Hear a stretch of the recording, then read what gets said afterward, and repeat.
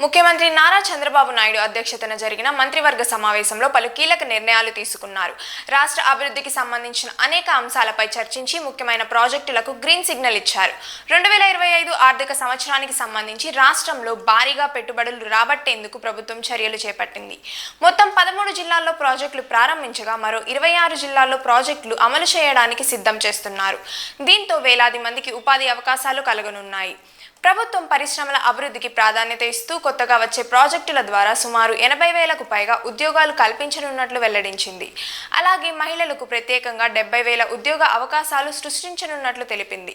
రాష్ట్రంలో green energy ప్రాజెక్టులకు పెద్దపీట వేస్తున్నారు. కొత్తగా చేపట్టిన ప్రాజెక్టుల ద్వారా 95% స్థానికులకు ఉద్యోగాలు కల్పించాలని ప్రభుత్వం నిర్ణయించింది. రాష్ట్రంలో విద్యారంగానికి ప్రాధాన్యత ఇస్తూ పలు అభివృద్ధి కార్యక్రమాలు అమలు చేయాలని నిర్ణయించారు. విద్యార్థులకు మెరుగైన సదుపాయాలు కల్పించేందుకు చర్యలు కొనసాగుతున్నాయి. వ్యవసాయ రంగానికి ఊతమిచ్చే విధంగా పలు నిర్ణయాలు తీసుకున్నారు. నీటిపారుదల ప్రాజెక్టులకు భారీ నిధులు కేటాయిస్తూ రైతులకు మద్దతు ప్రకటించారు. ఈ మంత్రివర్గ సమావేశంలో తీసుకున్న నిర్ణయాలు రాష్ట్ర అభివృద్ధికి దోహదపడతాయని ప్రభుత్వం తెలిపింది.